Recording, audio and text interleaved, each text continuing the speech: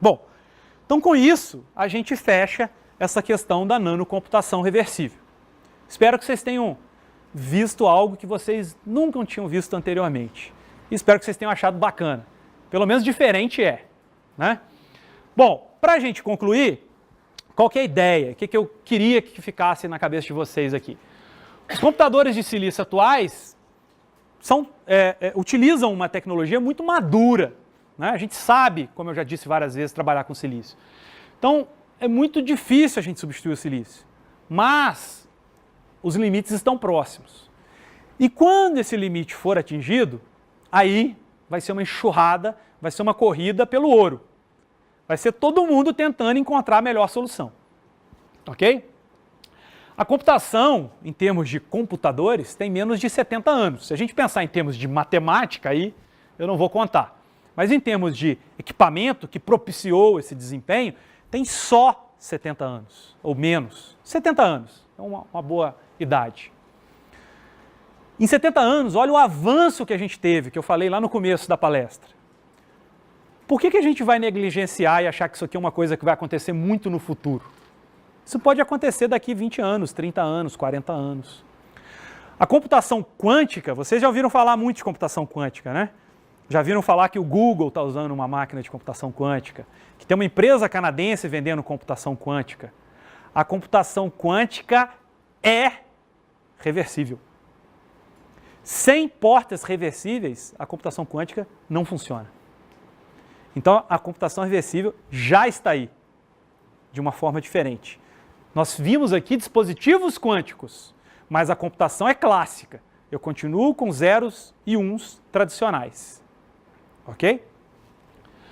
O nosso desempenho computacional ainda é muito fraco. O nosso computador é potente, o nosso celular é potente, mas não. Eu não acho. Eu várias vezes quero fazer umas contas que eu não consigo, porque eu não tenho computador suficiente. Aí a gente tenta usar o LCC e pega fogo. Aí a gente tem que mandar para um cluster lá em Petrópolis, no LNCC. A gente manda para o cluster da Microsoft, o cluster da Google, o cluster da Amazon e assim por diante. As empresas estão usando cada vez mais. Vocês viram aqui em várias palestras, Big Data, alto processamento, Big Data, muito processamento, redes, muitos computadores interconectados e vamos usar todos os computadores que estão ligados. Para quê? Para usar desempenho. O desempenho ainda é baixo. A gente acha que não, mas é. A gente quer coisas mais eficientes. E como nós vamos avançar? Qual é o caminho? É isso que eu quero que fique na cabeça de vocês. Tá? É óbvio que na indústria, a indústria brasileira, vamos dizer assim, ninguém vai estar preocupado com isso. Né? Mas você acha que a Intel não está preocupada com isso, a HP não está preocupada com isso? Eles obviamente estão preocupados com isso. E já estão pesquisando coisas nesse sentido. Né? E aqui na academia, obviamente, a gente é mais livre para pensar nessas coisas. Então, aqui a gente tem essa grande diversão. Bom, então, pessoal, saiam daqui pensando nas máquinas, faltou um I ali, nas máquinas com QU mudo, né? É porque é quântico, né? O I está vivo ou morto? Se observar... Bom, o I está irreversível. Morreu. Pensem nas máquinas do futuro. O que eu quero ter de computador? Né? Alguém pensava em 15 anos atrás, eu quero ter um tablet na mão, que vai ser muito útil. Não pensava muito nisso. Mas a gente quer um tablet que seja flexível, dobrável, que eu guarde no meu bolso. Eu quero um computador que a tela saia aos pedaços e que rode com moléculas, telas de OLED, que já é realidade, coisas desse tipo, telas de pontos quânticos agora, que também são novidades, telas flexíveis, o teclado já ser o computador inteiro. Né? A gente tem as máquinas, os Macs, né, que tem lá o monitor e você acha, aqui está o computador todo aqui dentro. Né? Só que o monitor é grandão, ocupa um espaço danado ainda, esquenta. Imagina se eu tivesse só o teclado e puxasse a tela assim, ia ser mais legal, porque eu ia poder levar para casa. Né? Aquele monitor grandão, não dá para eu sair carregando um monitor de 27 polegadas embaixo do braço aqui, todo dia. Bom, os óculos já são realidades. Né? Isso aqui é um dispositivo móvel, tal como o seu celular. E a bateria dele vai ser menor do que a do seu celular. Quanto tempo vai durar? Você vai botar um Google Glass ou um Glass qualquer, vai sair andando para a rua, vendo as coisas, que legal, tira foto, conversando com não sei o quê, acabou a bateria. Então, vamos pensar em... o termo está na moda, né? A gente está com problemas energéticos e tudo mais. Referências. Quem quiser aprender um pouco mais sobre o assunto, eu coloquei aqui algumas referências. Coloquei livros que são mais didáticos, já juntam todas essas informações. Geralmente a gente acaba usando mais artigos, até porque os temas são muito novos. Mas já tem algumas compilações interessantes. Esse Reversible Computing é muito bom. Esse aqui também é muito legal, do Dreschler, que é um alemão que trabalha muito com a parte de síntese lógica. Esse é do De Vos, que eu mostrei lá anteriormente, do qual eu peguei aquela figura, né, da computação que vai e volta. Esse livro aqui é fantástico, eu acho que vocês, como futuros cientistas da computação ou cientistas da computação, deveriam ler, né? O grande Richard Feynman, ganhador do Prêmio Nobel, considerado um dos pais da nanotecnologia, lá por causa da palestra dele em 59, que tem o Lectures on Physics, que é um livro famosíssimo dele, mas ele tem o Lectures on Computation, que é fantástico. E ele escreveu esse livro há muito tempo atrás, ou na verdade compilaram os lectures dele em um livro, acho que foi até após a morte dele, e ele já discutia os limites físicos da computação, tem um capítulo inteiro de computação reversível. Então é muito legal, ele fala de teoria da informação, teoria da computação, teoria da informação, computação reversível, portas lógicas, organização de computadores, em um livro pequenininho. É um livro muito legal e é como se o livro você lê como se ele estivesse dando aula mesmo, assim, como se fosse uma aula. É muito gostoso. Quem quiser saber mais sobre QCA, NML, tem livros muito interessantes. Esse livro aqui é um pouco mais antigo, do Fabrizio Lombardi, que é um cara que trabalha muito nessa área. Mas é um livro que já está um pouco defasado. Já tem algumas coisas nesse livro aqui que já não é muito verdade, já ficou obsoleto. Esse livro aqui é um livro muito bom, foi lançado ano passado. Eles fizeram um workshop que eles chamam de Field Couple Nanocomputing. Eles já estão chamando um nome para a área, porque Field Couple, por causa de interação de campo, né? Então a interação entre as partículas. Então aqui você já junta molécula, QCA, NML, já começa a diferenciar essas coisas. E aí eles fizeram um workshop dos expoentes da área e depois compilaram isso em vários capítulos de livro. Então é um livro muito bom que vocês podem comprar facilmente na Amazon ou em qualquer outro lugar. E o melhor, ele tem a versão eletrônica, então vocês podem colocar no tablet de vocês e ficar lendo. E também podem nos procurar. Está aqui o link do nosso laboratório para vocês, o pseudo-laboratório virtual, né? Que ele está lá dentro do laboratório de engenharia de computadores, que alguns de vocês vão visitar agora, né? Então vocês podem entrar lá, ver o que a gente está fazendo. Os meninos vão atualizar o site, que está ligeiramente desatualizado, mas não muito, né? E os cursos? Eu dou 2 cursos com tema nanotecnologia e computação aqui no departamento.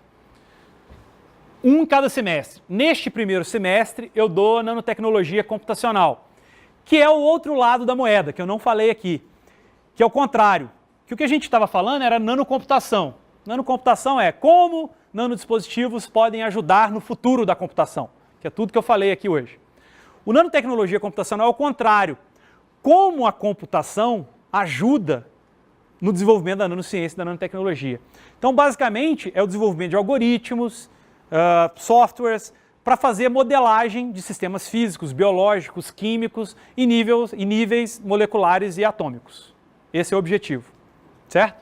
Então essa é a disciplina do primeiro semestre. E no segundo semestre eu dou nanocomputação, que aí eu entro mais em detalhe em QCA, NML, lógica reversível, e todo ano os alunos fazem trabalhos em disciplinas optativas e para pós-graduação, para graduação aberta como optativa e para pós-graduação.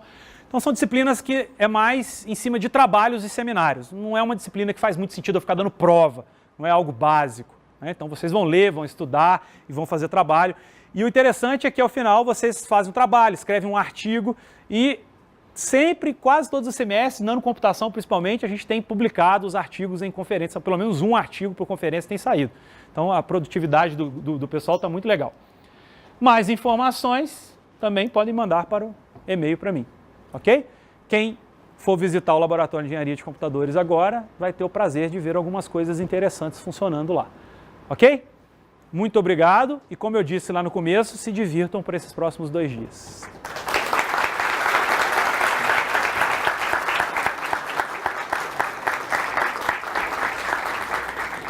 Podem fazer nanoperguntas.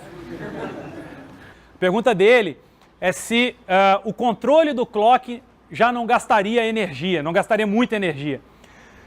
Para te falar a verdade, o grande problema de consumo de energia do QCA hoje é o clock.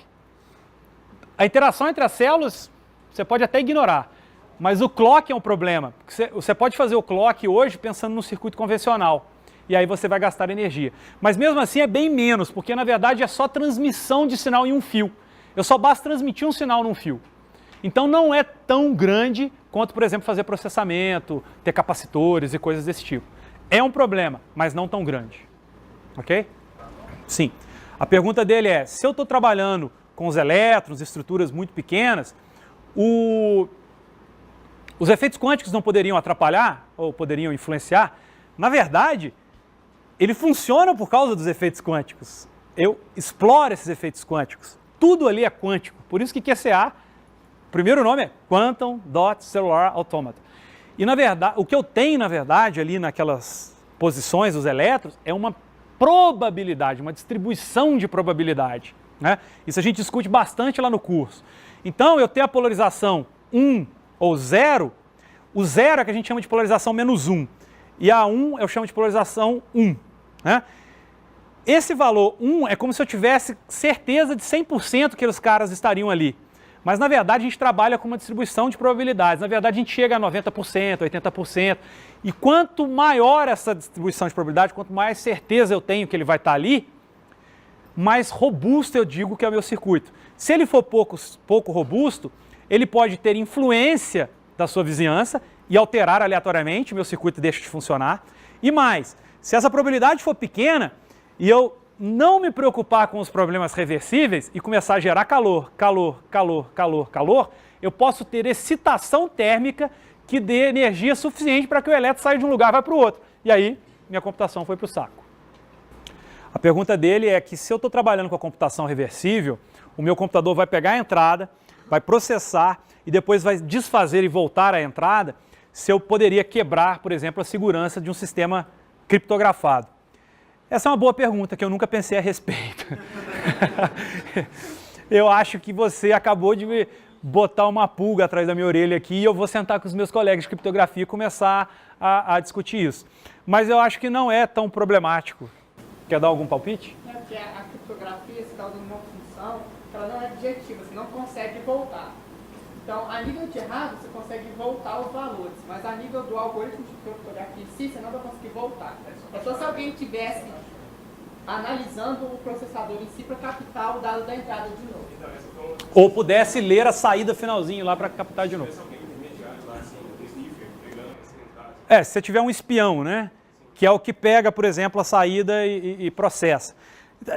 É óbvio que eu acho que assim, ele vai criar novos desafios para a criptografia, mas não é tão trágico assim não. Eu acho que dá para burlar. Né?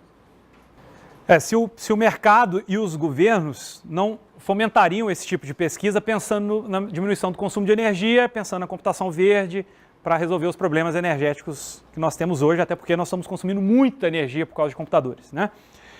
Isso é uma verdade, a coisa acontece bastante, mas ainda não em níveis muito grandes. Por quê? Essas coisas são muito iniciais. Ninguém tem pretensão de trocar o silício nos próximos 10, 20 anos. Então é coisa para um futuro médio e longo prazo. Então o dinheiro é colocado aos poucos. Infelizmente. Se tivesse sido colocado em maior quantidade, talvez a gente estava mais avançado. Se eu consigo, num computador quântico, resolver o caixeiro viajante num tempo hábil? Essa é uma boa pergunta, porque eu não sou um especialista em computação quântica. Eu tenho uma certa noção, mas eu não sei como funcionam as coisas direito. O que eu sei é que a computação quântica ele resolve muito rapidamente vários dos problemas que a gente tem, né? Mas não todos. Algumas classes de algoritmos vão rodar no mesmo tempo no computador clássico e no computador quântico, então ele não vai resolver todos. Eu não sei qual é a classe que ele resolve, quais as outras classes que eles não resolvem. No caso aí, o computador quântico não resolve o problema do caixeiro viajante. Ele resolve uma classe de problemas. O cachorro de ar a gente não está nessa classe. Ele resolve muito a questão de transformado de Fourier, faturação de números. A estação vai ter que ser exponencial. Certo? Ok? Então, eu vou agradecer o palestrante.